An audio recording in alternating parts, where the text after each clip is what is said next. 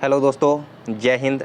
आज है 10 मई 2023 और आपको पता ही है एसएससी जीडी के फिजिकल चल रहे हैं। तो आज मेरा भी फिजिकल था। सीआईएसएफ कैंप हरिद्वार में मेरा फिजिकल था। हमारे फिजिकल के दौरान क्या क्या प्रोसेस फॉलो किए गए और कैसे कैसे होता था वहाँ पर एंट्री वगैरह, तो मैं आपके साथ में शेयर करने वाला हूँ। तो हम लगभग 2:30 बजे रात में वहाँ पर पहुँच गए थे और वहाँ पर काफ़ी लंबी लाइन लगी हुई थी। उसके बाद में वहाँ पर सभी बच्चे आ चुके थे 4 बजे तक। 4 बजे उन्होंने एंट्री स्टार्ट कर दी थी, लेकिन 4:30 बजे का टाइम था, फिर भी उन्होंने 4 बजे एंट्री स्टार्ट कर दी थी। एंट्री करने के बाद वो 10-10 बच्चों का बैच बना रहे थे। सबसे पहले 10 बच्चे सेलेक्ट करते थे आगे वाले और उनको आगे भेज देते थे। इसी तरीके से उनका डॉक्यूमेंट वेरिफिकेशन हो रहा था, यानी कि आधार कार्ड और आपका एडमिट कार्ड के साथ में डेट ऑफ बर्थ और नाम मैच कर रहे थे। उसके बाद में आपको बायोमेट्रिक के लिए आगे भेज दिया जाता है।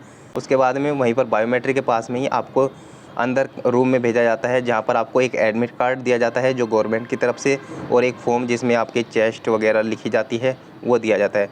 उसके बाद आपको आगे बढ़ा दिया जाता है, जहाँ पर आपको दूसरे रूम में भेजा जाता है, जहाँ पर आपको वो फॉर्म फिल करना होता है जिसमें आपका रोल नंबर और डेट ऑफ बर्थ वगैरह ये सब चीज़ें भरनी होती है।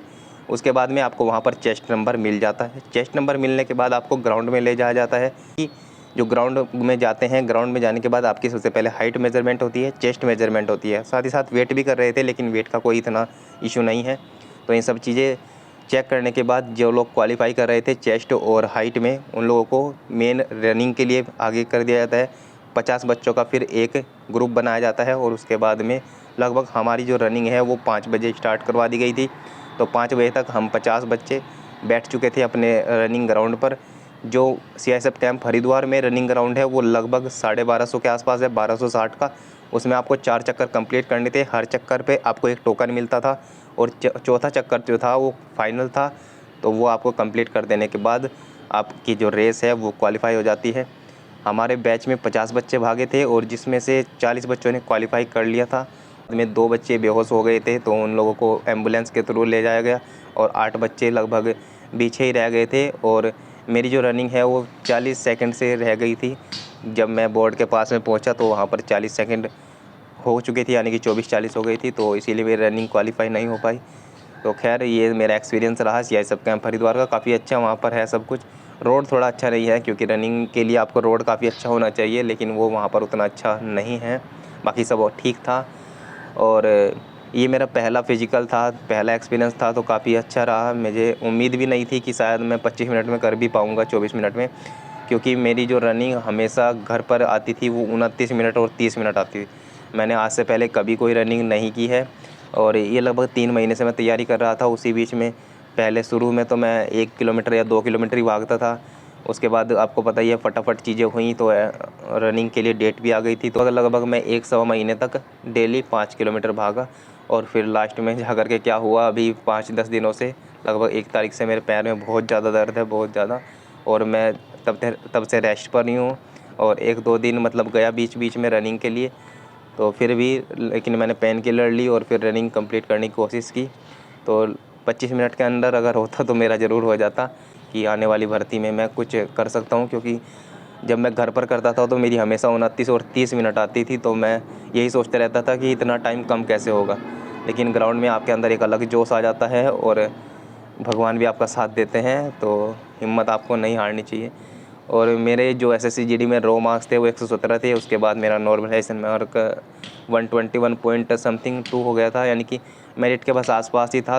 बाकी रनिंग में मैंने पूरे एफर्ट लगाए, क्योंकि मैं अपने आप को देखना चाहता था कि रनिंग कैसी है मेरी, क्योंकि मैं इतना ज़्यादा फिजिकल एक्टिविटीज़ में नहीं रहता।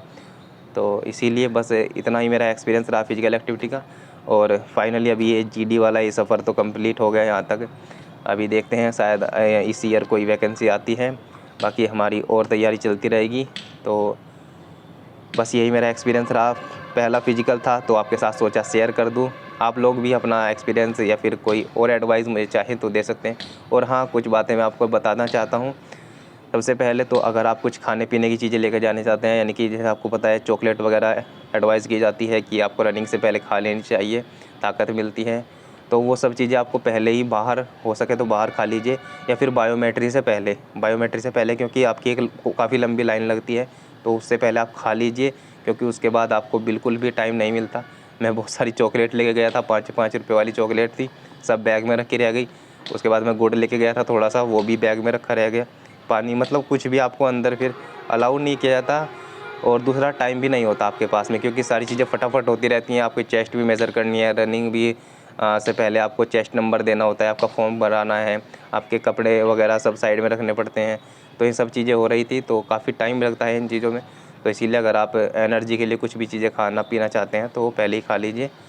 और बस यही मेरा एक्सपीरियंस था। होप करता हूँ आपको ये वीडियो पसंद आया होगा। पसंद आया तो प्लीज़ को ज़रूर लाइक करें, शेयर करें। Thank you so much. और इस तरीके की वीडियो के लिए मेरे चैनल को सब्सक्राइब कर लीजिए, क्योंकि अब मैं आने वाली जितनी भी भर्तियों में मेरा फोकस होगा उनसे रिलेटेड आपको वीडियो प्रोवाइड कराता रहूँगा। Thank you so much.